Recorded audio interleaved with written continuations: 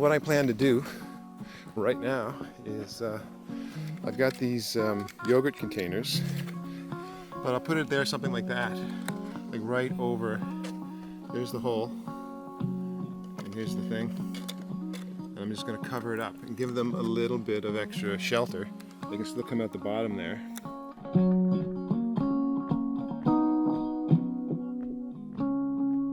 Anyway, there we go. Right there, looks good. That's cool. Already looking good. And that's it, right? Is it a good idea? Is it a bad idea? We'll find out. So there's the hole right there, and it's under a little tent made out of a yogurt container. So this is the wind. The wind comes poof and stops right there. The bees are sheltered. They can still come out, and hopefully when they try to get back in the hive, they won't have any problems.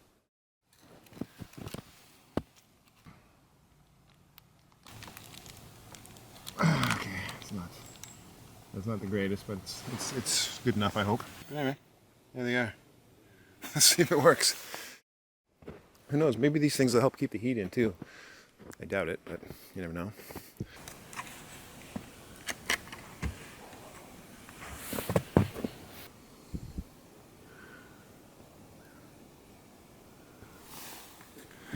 Yeah, maybe that'll work. So anyway, there you go. Little shelters made out of yogurt containers around the upper entrances so that the rain and the wind can't get in. Maybe it'll work. Most standard hives, the Langstroth hives, would have an entrance like the top entrance like this, some sort of just notched inner cover. And normally you have a telescoping top cover that comes down over the inner cover, and it juts out a bit. So what it does is it actually creates a windbreak just by going over the inner covers, right? So over the hole, and then the bees naturally just come down and go up into the hole. So I figured, okay, do the same thing with the. What's the difference if I just put a yogurt container over it? They'll still fly down and go up, right? So I'm hoping that logic pays off. Anyway, really easy thing to make. Yogurt containers. Buy some yogurts, eat them, cut the bottoms out, tack them to the around the inner cover hole on top, and there you go. Right now, if it needs, this one is solid up top, and this one has a couple of little slits. So I don't know if those slits are going to make a difference. Like if wind comes up, it'll go and then come through the slits instead of into the hive. Maybe that'll help reduce the wind. Or maybe it'll cause confusion when the bees try to return and they smell pheromones from the bees floating up through this hole, and they all come up here and go, and they keep trying to get in, and they don't clue in about going downstairs. So we'll see. And if it doesn't work, if it causes confusion, I'll just tape it up. And that ends today's lesson from a beekeeper on a budget who has no carpentry skills. Yay. I'm here for you, people.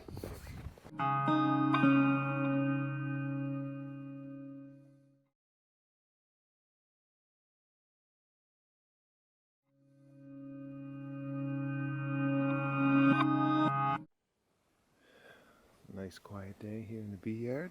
Gotta love it. That hive up there is getting a little bit of sun. These guys aren't. And anyway, doesn't matter. I noticed on one of my hives on the farm, and look, I noticed it on this one too. Look at that. Huh. That's interesting. Look at that. You can see the. This is wet. Where is that moisture coming from? That's not good. That's not good at all. No, I gotta check on this one soon. Let's see. No, I'm just checking for moisture on these other hives too. All right, so the moisture on this one, where's it coming from? It's not getting through the holes, I don't think. Nope, I doubt it. No.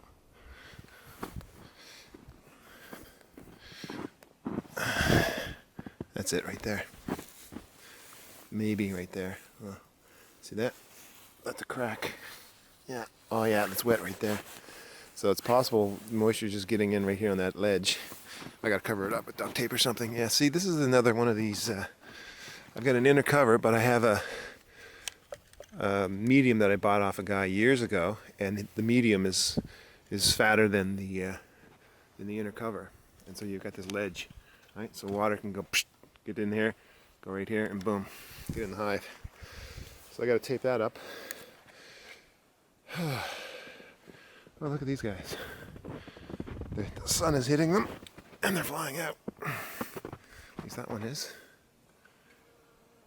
Got a little bit of clogged up bees down there, but I'm not worried about it right now.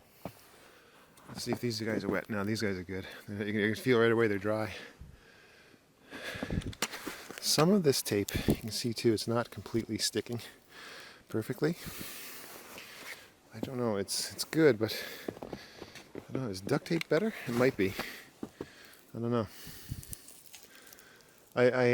This stuff is, anyway, I don't know. It's an experiment. But, yeah. This is another one of my homemade bottom boards that I got off of somebody, can't remember who. And it's made out of plywood, and I meant to replace it before the winter because I've noticed that it absorbs moisture in the wintertime, and when I end up pulling the bees out of the hive in the spring, the bottom is often moist, especially in the corners, and it's full of moldy bees and things, which isn't totally unnormal, but this one with this homemade bottom board, it definitely gets moist down there. It's definitely not a dry board. So I meant to replace it, but I didn't get around to it. But this year, I'm taking all my bottom boards and I'm going to paint them with beeswax. I'm going to give them a coating of beeswax somehow, because I think that will keep them dry.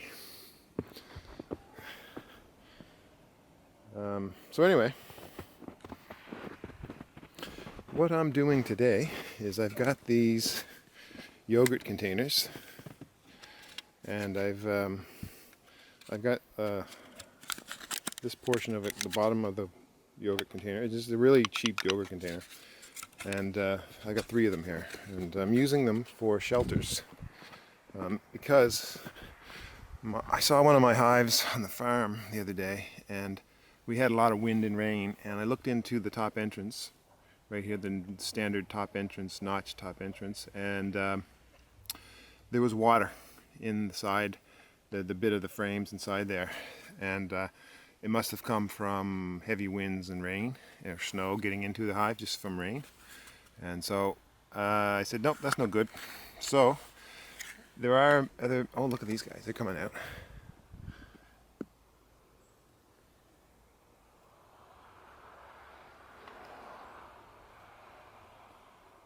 That's cool to see. I like this one too because I like to see this because this is a hive I'm experimenting with a slightly lower top entrance. It's got more or less a solid bottom board with a pillow inside and all that stuff. But anyway, the top entrance isn't at the very top, underneath the inner cover like this one. So when the heat comes up in this hive, a lot of it comes right out that inner cover, and so does the moisture, which is generally good. But I read in the Beekeeping ABC and XYZ of Beekeeping Culture 1947 edition a method of lowering the top entrance so it's underneath the solid inner cover, and the heat that's just sort of sitting around sort of sits up here throughout the winter and just naturally helps the bees. It will circulate throughout the winter, and it's easier for the bees to just keep the general, I guess, ambient temperature of the hive warm. Boy, they're coming out. I think they're coming out because they were disturbed by me. So anyway, that's an experiment, and I've got it going with that hive, and I've got it going with this hive, and that slightly lowered entrance, and this one, I see a little poop on the outside. But anyway, what I plan to do right now is I've got these yogurt containers. I want to provide some shelter around this thing. So here's the deal. I'll just show you right here. These bees are like this, and I will take this yogurt container cut out on the bottom like this, and I'm going to put it Whoop! Hold on. Ouch. These bees are probably a little defensive. But I'll put it there, something like that. Like right over. There's the hole. And here's the thing. And I'm just going to cover it up and give them a little bit of extra shelter. They can still come out the bottom there. And that's it, right? And for useless, clueless beekeepers like me who can't build things, this is a pretty easy fix, pretty easy build. I've seen a lot of people using other more carpentry intensive methods of putting shelter around their upper entrances. And I've tried that, and I think it's actually not a bad idea. But I also saw this and thought, hey, why don't I just do this to demonstrate what it's like to be a beekeeper on a budget without a clue, who doesn't have no carpentry skills. So let's give it a go. I think it'll work. So the way I see it is it'll block this will provide some shelter, but if the wind blows up through the bottom, I don't want it to blow straight into the entrance still, because maybe the wind will go right up here and then hit the top and then go even more with more force into the actual hive. So I put a hole right here, little slit right here to just allow, release some of the air pressure. I don't know if that's actually a thing, but that's my first thought, so that's what I did. My only concern is that when the bees are flying back to the hive, because of this slit, pheromones from the queen and other bees will drift out of that hole, and they're going to try to get back into the hive through that hole instead of just having a blocked hole and smelling the pheromones from the bees at the bottom. So this one, which one? This one. This one it doesn't have a slit up top. It's just a solid thing. So we'll see what happens. But I'll tell you what, I'll use the solid one for this hive. Doesn't matter. Anyway, there we go. Put it right there. Looks good.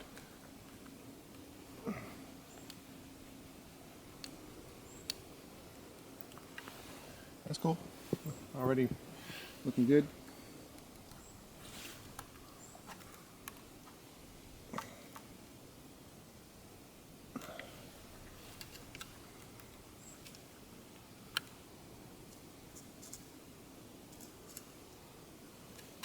That's it, right?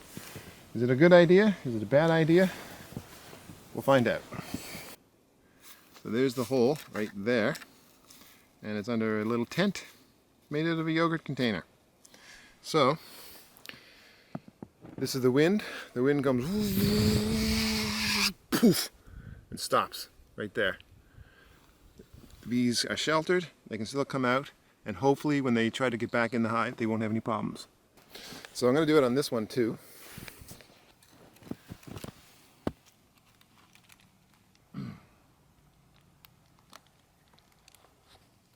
Okay, that's okay.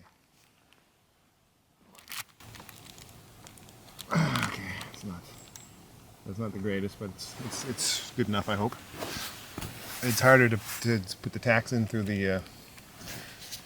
that section of the wrap because it's thick, double wrapped at that point. But anyway, there they are. Let's see if it works. Who knows? Maybe these things will help keep the heat in too. I doubt it, but you never know. Oh, look at these guys. This is good. At least they're on the bottom. I like that. If they're coming at the bottom, then they're clustered on the bottom probably. So that's a good place to be. These guys are already clogging up. There's a lot of drones in this hive, and they didn't get out before I put the mesh on.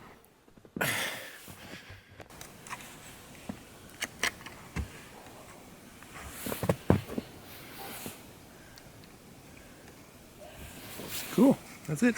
Huh?